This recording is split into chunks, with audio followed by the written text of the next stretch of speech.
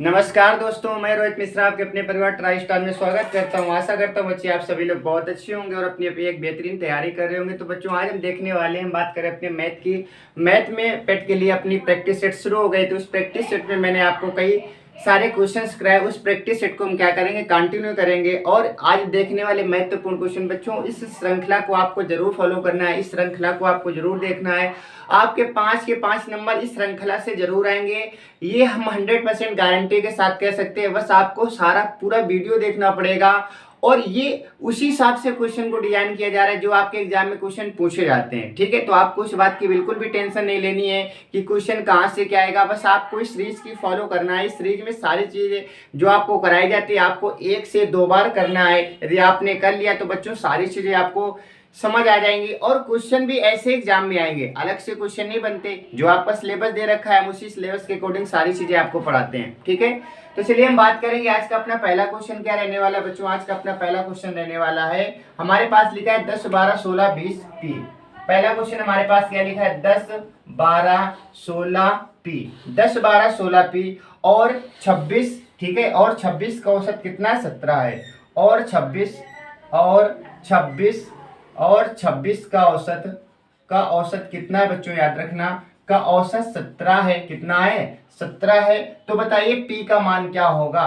तो आपको बताना है पी का मान क्या होगा। ठीक है, तो हमारे पास क्या दे रखा है, 10 12 16 पी और 26 का औसत 17 दे रखा है। तो आपसे पी का मान पूछा गया है। मैंने आपको औसत में बहुत अच्छे से बताया था औसत होता क्या है। तो आप कहेंगे सभी पदों को जोड़ दीजिए और जितनी संख्या उनसे भाग देना, यही हमारा क्या कहलाता है, औसत कहलाता है। तो लिखेंगे एवरेज बराबर, सबको जोड़ेंगे तो आप कहेंगे 10 प्लस का 12 प्लस का 16, 10 प्लस का 12 प्लस का 16 प्लस का 20 और प्लस का 26 बटे आप क्या करेंगे, तो आप कहेंगे बटे आप कितना लिखेंगे, 1 2 3 4 5। कितनी संख्या है, 5 संख्या है। आप यहाँ पर क्या करेंगे, 5 कर देंगे। ठीक है, एवरेज आपका कितना दे रखा है, औसत कितना दे रखा है, तो आप कहेंगे 17। आप लिखेंगे 17 बराबर है, इन सबको जोड़ेंगे तो बताइए कितना आएगा, 6 6 12 12 2 14 के 4 कैरी आपका 1 हो जाएगा। 2 1 3 1 4 1 5 1 कैरी के 6 64 हो जाएगा प्लस का पी और नीचे आप क्या लिखेंगे 5। क्रॉस में जब मल्टीप्लाई करेंगे 17 पुर 85 हो जाएगा बच्चों, याद रखना। 85 बराबर क्या हो जाएगा, 64 प्लस का पी हो जाएगा। यहाँ से जब आप पी का मान निकालेंगे तो क्या हो जाएगा, पी बराबर 65 माइनस का 85 माइनस का 64 हो जाएगा। पी की वैल्यू कितनी आएगी, तो आप कहेंगे 5 में से 4 घटाएंगे 1 बचेगा। 8 में से 6 घटा देंगे कितना बचेगा, 2 बचेगा। तो आपका आंसर कितना आएगा, आपका आंसर आ जाएगा 21 आ जाएगा। कितना आ जाएगा, 21 आपका क्या होगा, राइट आंसर हो जाएगा। उम्मीद है आपको ये पहला क्वेश्चन समझ आया होगा। आसान सा क्वेश्चन था। इसमें क्या पूछा गया था, एवरेज यानी कि औसत पूछा गया था। औसत होता क्या है, पदों का योग बटे पदों की संख्या। जितनी भी संख्याएं होती हैं सबको जोड़ देते हैं और जितनी संख्याएं होती हैं उनसे हम क्या करते हैं, भाग देते हैं। इसके बाद दूसरा क्वेश्चन हमारे पास है, प्रथम 10 प्राकृतिक संख्याओं के वर्गों का औसत बताना है आपको। प्रथम 10 प्राकृतिक संख्याओं के प्रथम 10 प्राकृतिक संख्याओं के वर्गों का औसत आपसे पूछा गया है। क्या पूछा गया है, के वर्गों का औसत आपसे पूछा गया। ठीक है, सबसे पहले आपसे पूछा जाता है, औसत पूछा जाता है, वर्गों का औसत पूछा जाता है, घनों का औसत पूछा जाता है। तो आपको फार्मूला याद होना चाहिए कि बताइए जब वर्गों का औसत पूछा जाएगा तो आपका सूत्र क्या होगा। सबसे पहले 10 प्राकृतिक संख्याएं हैं क्या, तो आप कहेंगे 1 2 3 4 कहाँ तक, 10 तक। लेकिन इनके वर्गों का औसत पूछा गया है, इन सबका क्या करना है, वर्ग करना है। क्या करना है, वर्ग करना है। और आपसे पूछा गया कि वर्गों का औसत बताइए, तो आपको एक सूत्र याद रखना है। क्या आपको याद रखना है, आपको सूत्र याद रखना है। औसत बराबर क्या होता है, n+1, फिर होता है 2n+1 बाई क्या होता है, 6 होता है। ये सूत्र आपको याद करना पड़ेगा। n+1 2n+1 बाई क्या होता है, तो आप कहेंगे 6 होता है। ठीक है, यहाँ पर आप वैल्यू पुटअप करेंगे, आपका आंसर आ जाएगा। n का मान कितना है, तो आप कहेंगे 10 संख्याएं, 10 प्लस का 1, यहाँ पर क्या करेंगे 10 गुणा 2 प्लस का 1 करेंगे और नीचे आप क्या लिखेंगे, 6 लिखेंगे। ठीक है, 10 1 11 हो जाएगा। मल्टीप्लाई आप कहेंगे 10 दूना 20 1 21 हो जाएगा। 21 बटे आप क्या लिखेंगे, 6 लिखेंगे। 2 से काटेंगे 3 बार, 2 से काटेंगे 5 बार, 3 से काटेंगे 7 बार, 7 का मल्टीप्लाई 5 में करेंगे तो आपका आंसर कितना आएगा, आपका आंसर 35 आ जाएगा। कितना आएगा, आपका आंसर 35 आ जाएगा। ठीक है, चलिए हम बात करेंगे अगले प्रश्न की बात कर लेते हैं। नेक्स्ट क्वेश्चन आपसे क्या पूछा गया है, अगला प्रश्न आपसे पूछा गया कि बताइए 8/125 8 बटे 8/125 की पावर कितना दे रखा है, माइनस का 4/3। तो आपसे पूछा गया कि इसे सोल्व कीजिए, इसे हल करना है। तो देखो बहुत ही आसान है। आप कहेंगे 2 और ये 8 लिखा है, ये 125 लिखा है, इसे आप क्या लिख सकते हैं, 2/5 का क्यूब लिख सकते हैं। बताइए लिख सकते हैं क्या, 2 का क्यूब 8 हो जाएगा, 5 के 125 हो जाएगा, और पूरे के पावर क्या लिखा है, तो आप कहेंगे माइनस के 4/3। आप 3 से 3 काटेंगे, इसके बाद क्या बनेगा आपका, 2/5 के घाते क्या आएगा, 4 आएगा। याद रखना जब पावर माइनस की होती है तो संख्याएं बदल जाती हैं, अंश की संख्या हर में, हर की संख्या अंश में चली जाती है। तो आप कहेंगे 5/2 की पावर आप क्या करेंगे, प्लस का 4 कर देंगे। और 5 की पावर 4 का मतलब बच्चों क्या होता है, 5 गुणा 5 कितनी बार आप करेंगे, 4 बार। तो 5 25 पंचे 125, 125 पंचे 625, कितना है 625/2 का करेंगे तो 2 दूनी 4 दूनी 8 दूनी 16। तो आपका आंसर कितना आएगा,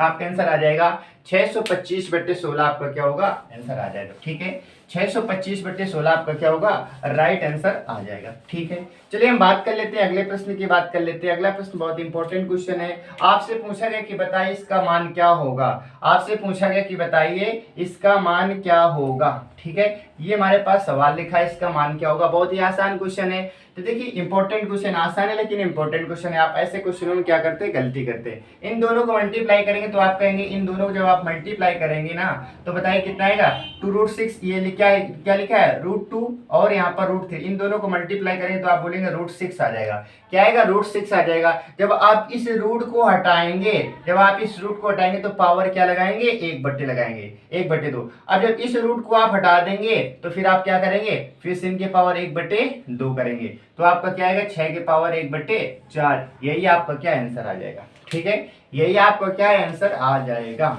उम्मीद है आपको समझ आया होगा। क्योंकि रूट का मतलब बच्चों पता है क्या होता है, रूट का मतलब ही क्या होता है, पावर 1/2। रूट का मतलब क्या होता है, पावर 1/2। जैसे मैंने कहा √3, तो आप इसे कह सकते हैं 3 की पावर 1/2। ये होता है रूट का मतलब, याद रखना। अब इसके बाद हम बात करते हैं, अगले प्रश्न की बात कर लेते हैं। अगला प्रश्न आपको क्या दे रखा है, अगला प्रश्न आपका दे रखा है कि बताइए यदि दो संख्याओं का योग 16 है। क्वेश्चन है यदि दो संख्याओं का योग कितना है, यदि दो संख्याओं का योग 16 है, यदि दो संख्याओं का योग 16 है, यदि दो संख्याओं का योग 16 है और बड़ी संख्या का 1/5, बड़ी संख्या का 1/5 और बड़ी संख्या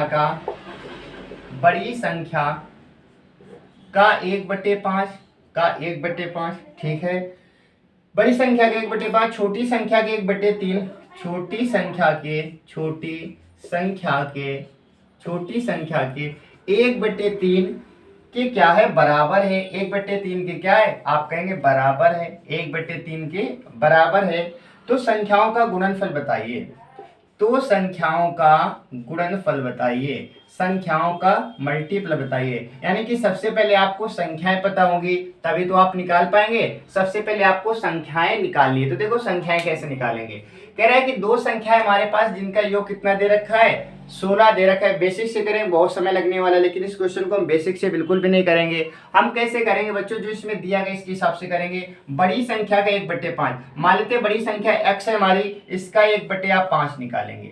छोटी संख्या का 1/3 मान लेते हैं, छोटी संख्या y, इसका 1/3 आप निकालेंगे। क्या निकालेंगे, 1/3 निकालेंगे। ठीक है, आप इसे ऐसे भी तो कह सकते हैं, x का गुणा जब 1 में करेंगे तो आप कहेंगे x ही बना रहेगा, x/5 बोलेंगे। ऐसे यहाँ पर क्या बोलेंगे, y/3 बोलेंगे। जब बराबर का केस होता है बच्चों, x का मान यही कहलाएगा, y का मान ये कहलाएगा। यानी कि वो दोनों संख्या हमारे पास आ गई 5 और 3, इनका योग कितना दे रखा है, तो आप कहेंगे 16 दे रखा है। तो आप क्या करेंगे, 5 3 8 बराबर किसके, 16 के।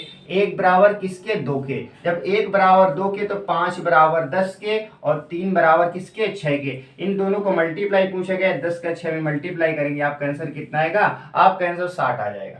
आपका आंसर कितना आएगा, 60 आएगा। इस हिसाब से करेंगे तो आपका क्वेश्चन बहुत ही इजीली सॉल्व हो जाएगा। यदि आप इसे बेसिक से करेंगे तो बहुत ज्यादा समय लगने वाला है, लेकिन अब ये प्रैक्टिस सेट है तो प्रैक्टिस सेट में ऐसी स्पीड रहेगी। ठीक है, स्पीड कम नहीं होगी। अब हम बात करेंगे अगले प्रश्न की, बात कर लेते हैं। अगला प्रश्न आपका दे रखा है, एक गांव की जनसंख्या में प्रतिवर्ष, एक गांव की जनसंख्या में, एक गांव की जनसंख्या में, एक गांव की जनसंख्या में, एक गांव की जनसंख्या में एक गांव की जनसंख्या में प्रतिवर्ष 5% की वृद्धि होती है। प्रतिवर्ष यानी कि प्रत्येक साल 5% की क्या होती है, 5% की वृद्धि होती है। प्रतिवर्ष क्या होता है, 5% की वृद्धि होती है। ठीक है, यहां तक आपको समझ आ गया होगा। आगे देखो फिर लिखा है बच्चों, यदि वर्तमान संख्या 4410 है, यदि वर्तमान जनसंख्या 4410 है। वर्तमान जनसंख्या कितनी है, 44,410 है। तो आपको बताना है क्या, आपको बताना है कि 2 वर्ष पूर्व जनसंख्या क्या थी। तो आपको बताना है 2 वर्ष पूर्व यानी कि 2 साल पहले जनसंख्या क्या थी, ये आपको बताना है। पूर्व जनसंख्या आपको बताना है, 2 साल पहले जनसंख्या क्या थी, ये आपसे पूछा गया है। तो देखिए बहुत ही आसान क्वेश्चन है। ऐसे क्वेश्चन मैंने परसेंटेज आपको टॉपिक पढ़ाया था, कई सारे क्वेश्चन कराए थे। तो देखो लिखा है एक गांव की जनसंख्या में, इसमें 2 पॉइंट आपको याद रखना है। इसमें पहले की जनसंख्या पूछता है या तो बाद की संख्या पूछता है, या तो पहले की पूछेगा या तो बाद की पूछेगा। दोनों क्वेश्चन को एक साथ समझने का प्रयास करेंगे। सबसे पहले जनसंख्या हमारे पास कितनी, 4410 है। मल्टीप्लाई, अब यहाँ पर आपको ये सोचना है, अगर पहले की जनसंख्या पूछे तो आप ऊपर लिखेंगे और बाद की जनसंख्या पूछे तो आप नीचे लिखेंगे। 5% की वृद्धि हो रही तो 5% को जब हम किसमें फ्रैक्शन में चेंज करेंगे तो आपका 1/, कितना आएगा, 20 आ जाएगा। कितना आ जाएगा, 1/20 आ जाएगा। इसमें वृद्धि हो रही तो आप क्या कहेंगे, आप कहेंगे वृद्धि हो रही तो आप बोलेंगे 20/, कितना, 21 बोले, क्योंकि 1 की वृद्धि हो रही ना। इन दोनों को जोड़ देंगे तो कितना आएगा, 20/21। और 2 साल की बात हो रही तो 2 बार लिखेंगे 20/21। लेकिन यहाँ पर एक बात और समझनी है, अगर यहाँ पर वृद्धि की यहाँ पर पूछा जाता है कि 2 साल बाद बताइए तो बाद में बच्चों 21 ऊपर चला जाता है। ये पॉइंट आपको याद रखना है। अब 21 से 21 करेंगे, 21 4 से 41 होता है, कट गया पूरा। और यहाँ पर एक 0 बचेगा, 2 दूनी 4, आप कहेंगे 4 1 2 3 0। आंसर आपका कितना आएगा, 4000 आ जाएगा। आंसर आपका कितना आएगा, 4000 आएगा। बस इसमें एक बात आपको याद रखनी है, अगर पहले की पूछे छोटी संख्या ऊपर, बाद की पूछे तो छोटी संख्या, याद रखना, बाद की पूछे तो छोटी संख्या कहाँ रहेगी, नीचे रहेगी। ये बात आपको याद रखनी है। ठीक है, इंपॉर्टेंट क्वेश्चन था, महत्वपूर्ण प्रश्न था, ऐसे प्रश्न जरूर एग्जाम में बनते हैं। अब हम बात कर लेते हैं अगले प्रश्न की। अगला प्रश्न आपका दे रखा है, यदि ए का वेतन 20 से 50% अधिक है, यदि ए का वेतन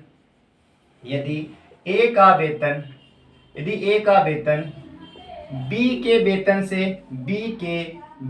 से क्या है, वेतन से 50% क्या है, अधिक है, 50% क्या है, अधिक है। ठीक है, अब इसके बाद पूछा गया है, तो बताइए बी का वेतन ए के वेतन से कितने % कम है। तो आपको बताना है बी का वेतन ए के वेतन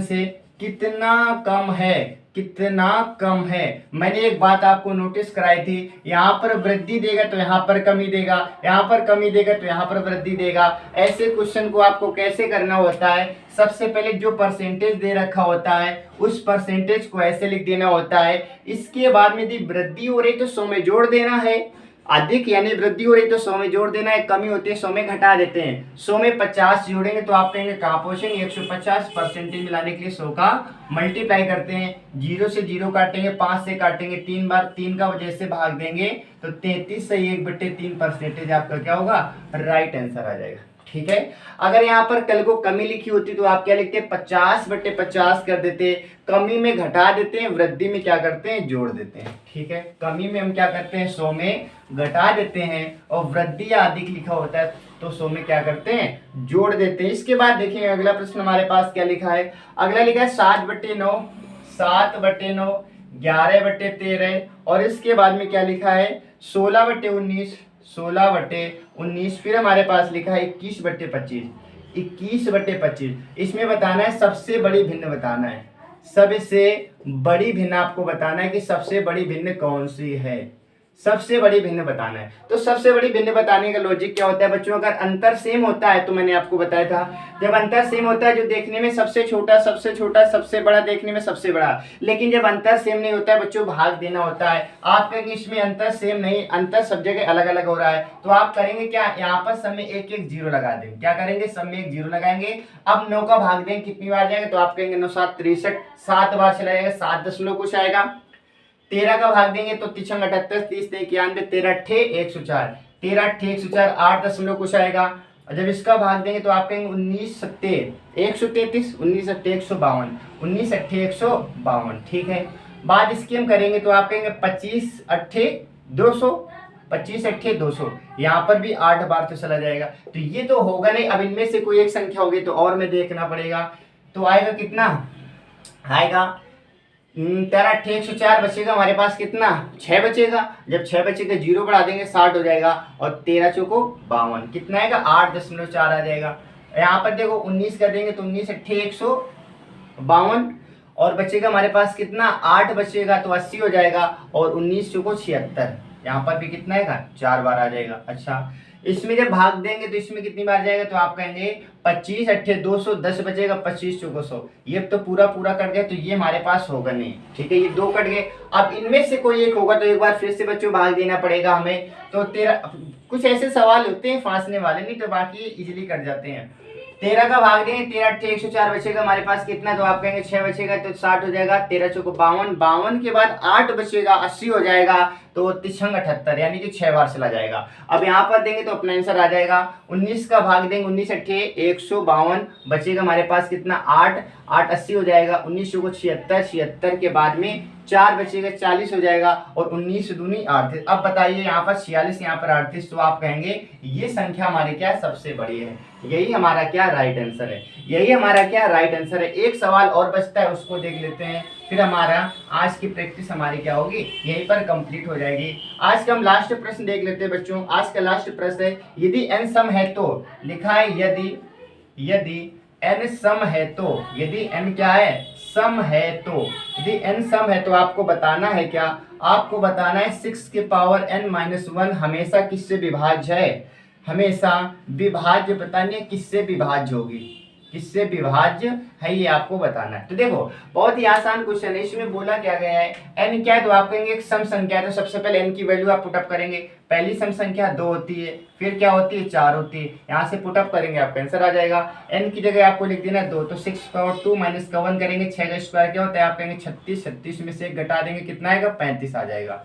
अब एक बार आप 4 लिखेंगे तो आप क्या करेंगे, 6 पावर 4 माइनस का 1 करेंगे, तो 6 के पावर 4 करेंगे तो कितना आएगा, 6 36, 6 का 216, 216 में आप 6 का मल्टीप्लाई करेंगे तो 6 36, और 6 36 के बाद में आप क्या करेंगे, या फिर आप ऐसे कर देंगे, 6 36 कर देंगे, और 6 कम 6, 6 3 9 कर देंगे, 6 3 18, 18 कर देंगे, 1896 आएगा कितना, और एक कम कर देंगे 1895, कितना आएगा 1895, और 1895 किससे कटेगा, 35 से कट जाएगा, तो आप कहेंगे कि ये हमेशा किससे कटेगा, 35 से, तो इसका आंसर कितना आएगा, तो आप कहेंगे इसका आंसर कितना आएगा, 35 आ जाएगा। और ऑप्शन इसके लिख लो, ऑप्शन से और आपको क्लियर हो जाता है। ऑप्शन इसमें क्या था, 37 था, फिर 35 था, इसके बाद में 6 था, 40 था, तो आप कहेंगे 37 से कटेगा नहीं, 40 से कटेगा नहीं, 40 से कटेगा नहीं, और 6 से तो कटेगा नहीं, क्योंकि 35 आ रहा है, बचा क्या आपका 35 ही तो बचा, ऑप्शन दे रखा था, ऑप्शन से और इजीली हो जाता।